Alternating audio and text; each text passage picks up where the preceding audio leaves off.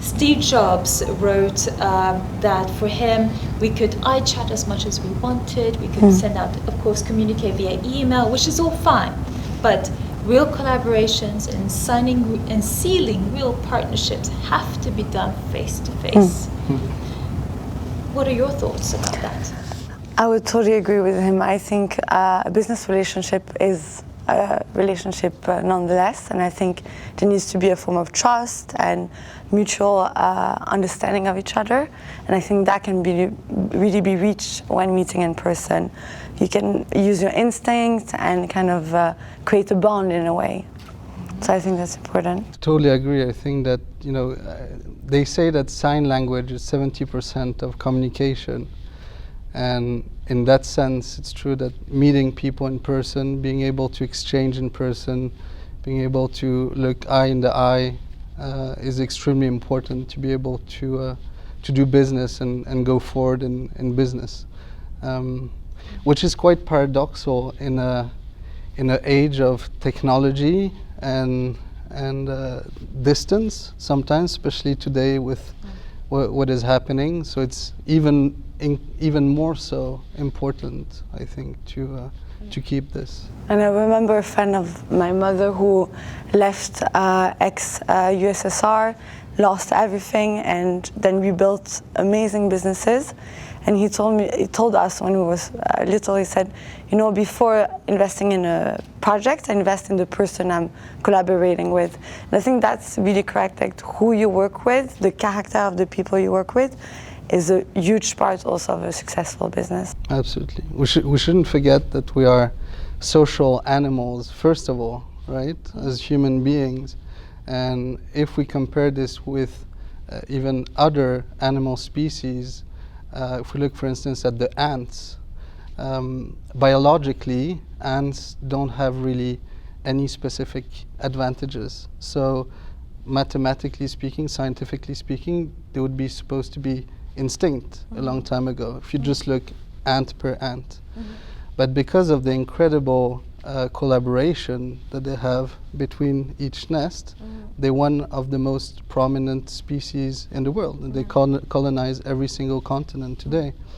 And I think for human beings, it's a little bit the same. The idea of collaborating and building together makes us incredibly more powerful than doing things alone. And I think we can really see for the coronavirus period, we can have a follow-up of the tasks, we can kind of do the management, but it's not on Zoom, you won't really think more than that and be like, oh, maybe we can do this together and kind of have open a window to a new collaboration. It's more follow-ups of what have already been agreed on. Yeah, interaction is different, surely. Tell us more about your family office. So originally, the family office was created, we moved to Switzerland when we sold our pharmaceutical laboratories that were based in France, that originally was named Laboratoire Roussel, and who later became Aventis, that we know today. And so this spirit, a little bit of collaboration and also innovation has always been extremely important for us, and the family side of things has always been extremely important for us.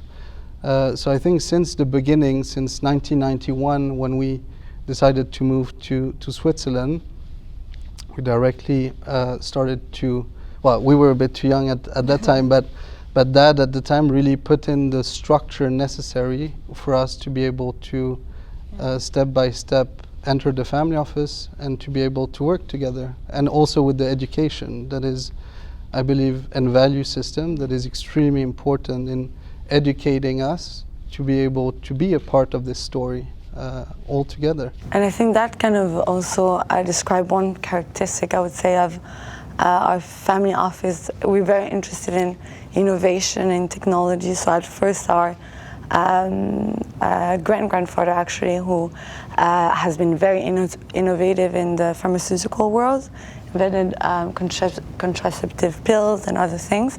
Then my father is very passionate about artificial intelligence, about new developing countries, always also looking in the future. My brother is passionate about all forms of innovation and startups, blockchains, things I don't understand. And me more like all the innovation linked to sustainability, so more energy and food-based. I think that really allows us to look forward, look in the future together with excitement, rather than some family office, sometimes the past with nostalgia. So I think this is one thing why it's interesting. What do you think are the values that you feel are being taught from grandfather, father to now to both of you? So, well, then we need to get back in time again. Our great-grandfather was the one that created the laboratory. So already on that side, there's a very close bond to medication, helping people. He was actually a doctor and a veterinary at the same time. Sorry. And on our mother's side, he was actually a minister in France. He was the minister of health at the time, and he's the one that instaured social security in France. So on both sides, from the family all the way back to our great-grandfather and the family of his wife, social welfare has always been extremely important to us. And I think that this really transcended into the generations, and especially especially my sister's generation.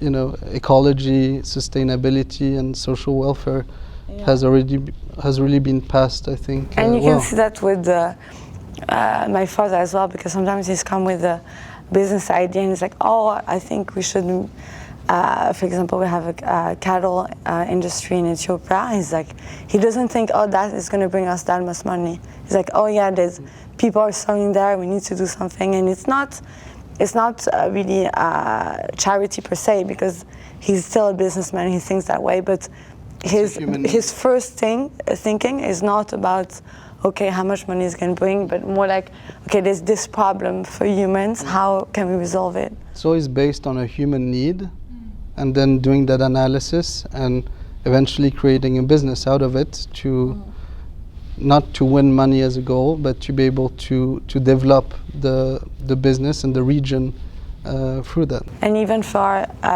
systematic trading systems, this is not based on a need, but all the algorithms have been developed thanks to the people behind it, which are people from CERN, Harvard. So the human capital there is also in the center in this creation. So we do realize how important that is.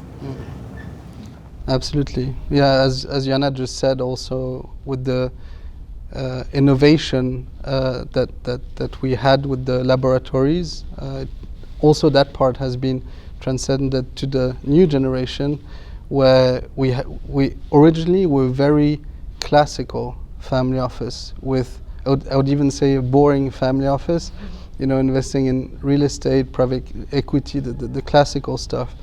But a couple of years ago, we concluded that the largest risk into the management of a family office is the human factor.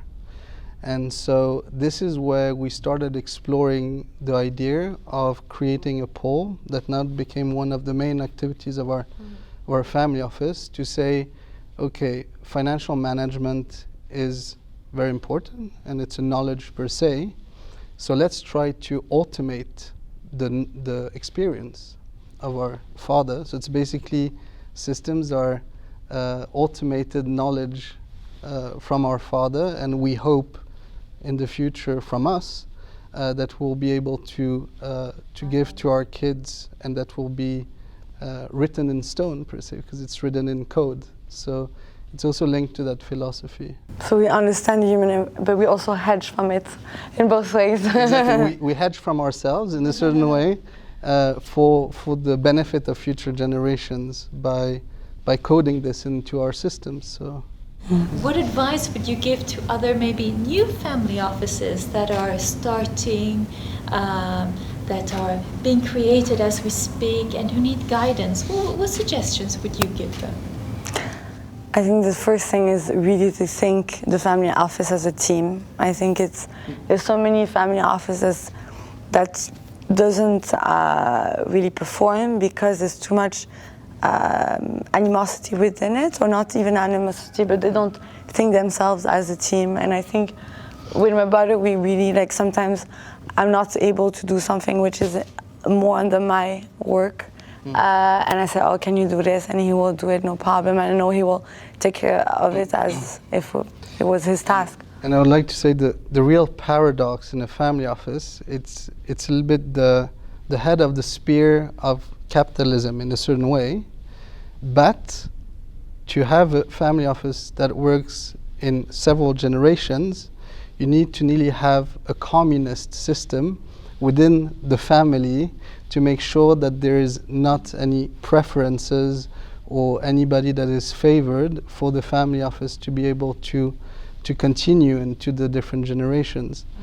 So it's a bit of a paradox. On one side, we're very passionate about investing, about being in this capitalistic world, but on the other side, internally within the family, it's closer to a form of communistic system, where a teamwork, exactly. But in the sense that I will never, pretend to want to have more than you, and you in the same way, and we collaborate in this hand in hand in the same direction. I think that's really important to have also the values that goes with it. And I think also that was one thing that my father did really well. He tries to include everyone in the family office. So I'm a younger girl, my brother is the only son, and he never treated us differently in that way. So that also kind of is felt in the family office as well. Absolutely. And finally, any predictions about the next 12 months? Or is there a way that your family is heading to? Or I think on our business model, at least on the systematic part of the family office, where we're extremely lucky, is that it's totally uncorrelated of the market situation. So that's a huge advantage we have on that sense. But if I would do any prediction, I think that we have pushed back a problem of printing money to try to sustain the economy on the too much of a regular basis, which, by the way, is probably one of the reasons why systems like blockchain and cryptocurrencies has risen, because there's a loss of confidence into the debt level of countries, into this system. And so I think that with this coronavirus situation, unfortunately, I think that in probably the next few months, we'll probably see a second dip like we saw a couple of months ago. I think there's too many unresolved issues that we're just pushing back, and there needs to be some kind of adjustment at some point. I think coronavirus is just amplifying that. I think the issue was even before. But the only thing we can really do is to prepare. But sometimes it's also healthy to have kind of a market correction in order to have in the long run, a healthier country, healthier economy. But yeah, we're lucky to be kind of uncorrelated to that. Yeah, if there's a real correction, I think it will probably impose countries to maintain a certain debt level in the future, in a reasonable scope. So I think there's always benefits into any hardship, right? Yeah, at least, and also in the long run, the most robust firms will survive, and maybe those that were already heavily in debt will not. So it will be interesting next 12 months, I think. Absolutely.